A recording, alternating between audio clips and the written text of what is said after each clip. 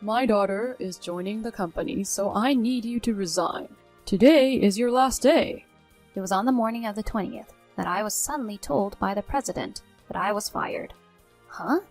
But I was surprised and at a loss for words. The 20th was the payment day to our suppliers. Although there were bank transfers for some long-standing suppliers, I would go and make direct payments, also serving as a courtesy call. You look like you can go home right away. I'll give you the day off especially for you, so leave quickly. I was pushed forcefully from behind out of the office, and the door was shut with a snap right in front of my nose. I had no idea where to start objecting. My name is Emily. I joined this family-owned paving company right after high school and have been a clerical worker for 10 years. Or rather, I should say I was a clerical worker until just now. There were about 20 employees, and when the current chairman was the president, the workplace atmosphere was good, and it was a very easy company to work for. Even the chairman, who has now retired from the field, used to work proactively with the younger employees, and Catherine, his wife, would come to the company every day to handle miscellaneous tasks until the chairman was hospitalized. Kelly, their daughter, was a versatile person who could handle both field and office work, and her husband, as the site manager, was trusted by the employees who worked on site. Just because they were the founding family, nobody acted haughty or looked down on the employees. It would have been nice if the enjoyable and trouble-free company life had continued as it was, but unfortunately, reality was not so sweet. At the end of last year, cancer was discovered in the chairman during the company's group medical examination, and he decided to retire as president, appointing Kelly's husband, the site manager, as the next president. Both myself and the other employees unanimously agreed. Everyone agreed that the chairman should focus on treatment, and that they wanted him to live a long life. However, suddenly the chairman's eldest son, Tom, who I didn't know where he heard the news from, appeared with his family. It seems that the chairman had another child besides Kelly. Tom had been disowned about 30 years ago, and I didn't know about it at all. According to the senior employees, Tom was a notorious bad guy in his youth, and he was often in trouble with the police. Whenever he caused problems, it seemed that the chairman and Catherine would go and apologize. After dropping out of high school, he started engaging in multi-level marketing and fraudulent-like activities, and the chairman finally disowned him.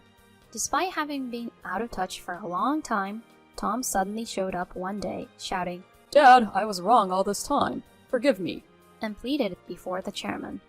I was shocked. Since the company was small and there was only one room for both the president's office and the clerical room, I witnessed the whole thing and remember it well.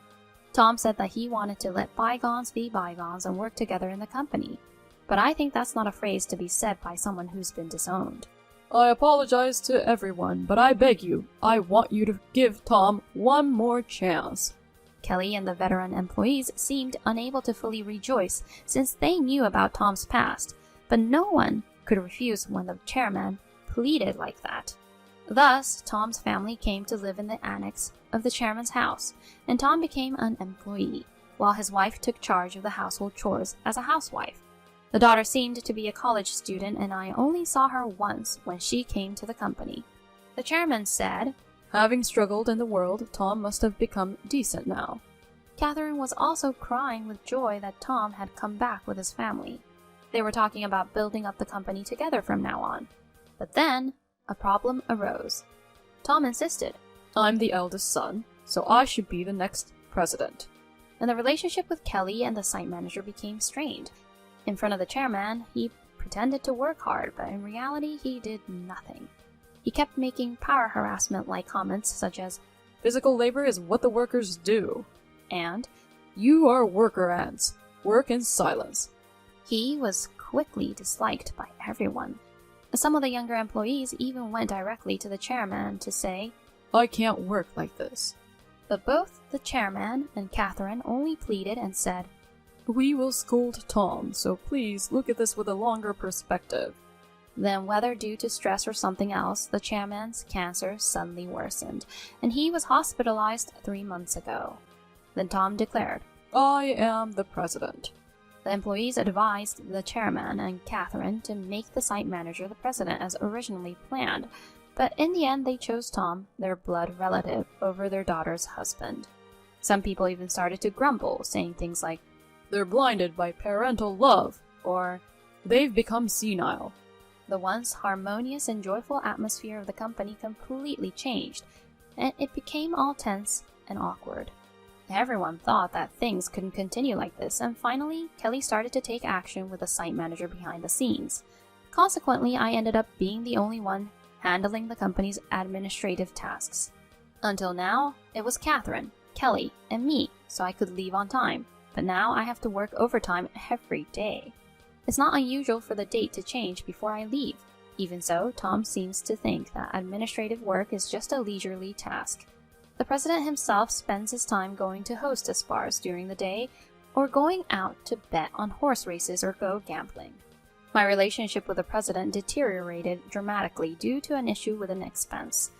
He used the company's credit card for his private dining and entertainment expenses, and to some extent I have been turning a blind eye to it.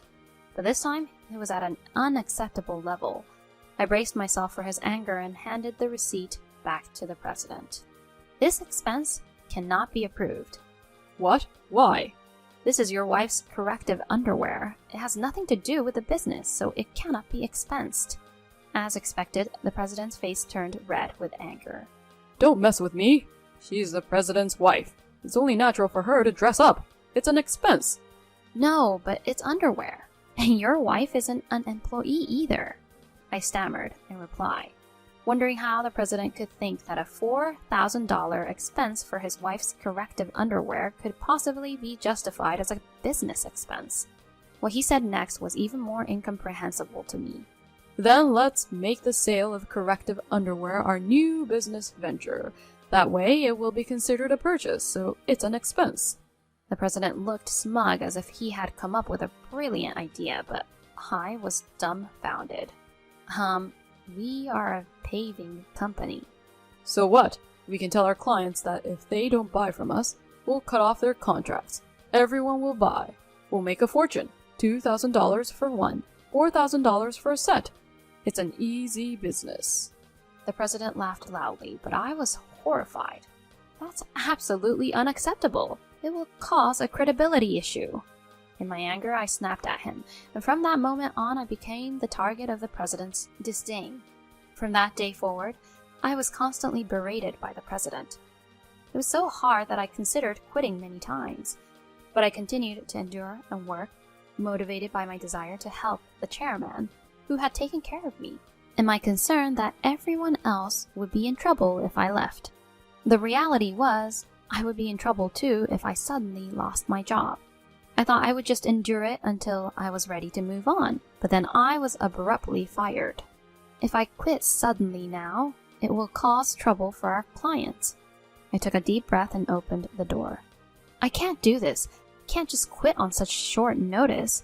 Without any handover, even your daughter can't do the work. Besides, today is the payment day. I said all this in one breath, expecting the president to become furious. As I thought, the president's face turned red with rage. Shut up. I told you to quit because my daughter is joining the company. Today is your last day. As for the payment, just let them wait until they come to collect it. There's no need to pay them proactively. Excuse me? Isn't it normal to pay for something once you buy it? I was so taken aback that I explained it like I would to a child, only for the president to say something so unreasonable that I couldn't believe he was a rational adult. If that's the case, just threaten to change to another supplier. Tell them we won't go to make the payment this time, so they should give it to us for free. What? That's not something we can do, is it? I was so flabbergasted that I was at a loss for words. You're utterly useless. My daughter has a college degree. She can easily do office work. Since she's family, she won't complain about what I buy. Unlike you, who's all talk and no action, we don't need someone like you in our company. Get out now. In other words, the president is probably thinking that by having his daughter handle the accounting, he can easily write off his personal expenses as company expenses. Oh, is that so? Just remember, I won't regret it. It's hopeless. Words are no longer effective. My patience has finally run out. I gathered my personal belongings and left the company in a hurry. But still, I felt bad for our clients. I called Kelly. I knew Catherine was busy nursing the chairman, and Kelly was also occupied, but this was an emergency. I explained the situation and left the rest to Kelly. Once I left the company, I suddenly found myself with nothing to do. Being fired without notice is a clear violation of the Labor Standards Law. If I reported to the Labor Standards Office, they are done for. Since our company was enrolled in the Middle Company Payment System, I can claim my severance pay and 1 month's salary. The Middle Company Payment System is a government severance pay system for small and medium-sized enterprises, a strong ally for companies that can't prepare severance pay on their own. But I don't need to rush the process since I can apply within 5 years from the date of retirement, and the statute of limitations for the Labor Standards Office is 2 years. Due to my professional habits and office work, I calculated the necessary procedures and schedule for retirement and concluded that I could take it easy for at least a week. Lately, I've been constantly working overtime and on weekends, unable to do anything at home. And there are many places I wanted to visit once I settled down. So I decided to go on a day trip to the beach. After refreshing myself at the beach, I checked my smartphone in the locker and found several missed calls, emails, and voicemails. Checking the email, I found a message from Kelly saying, "The payment went smoothly. Everything is prepared." I was relieved. Even though the president suddenly told me to quit, I felt guilty for leaving my job in anger. Next, I listened to the voicemail from the company. It was the panicked voice of the president saying, Hey, what's going on? You're saying I'm not the real president? Did you know this? Explain yourself properly. As he finally realized, what a stupid president. I couldn't help but smirk. Then I checked my emails and voicemails one by one, listened to a voicemail from the chairman, and promptly decided to go to the hospital. When I arrived at the chairman's hospital room in the evening, not only was Catherine there, but the president was there as well. As soon as the chairman saw me, he abruptly greeted me on the bed. Emily, I'm truly sorry for my foolish son. Hey, what's going on? I'm not the official president? Explain yourself. Tom was arrogantly shouting, unable to grasp the situation, but the chairman quickly shouted him down. You, be quiet. It seems that right after I called Kelly, she immediately contacted the chairman and Catherine. Upon hearing this, the chairman hurriedly called Tom, the president, and asked, Don't you really know anything? So what's going on? I calmly spilled the beans to the president, who was shouting without understanding the situation, saying, "Basically, Tom, you had no legal influence. You were a president in name only.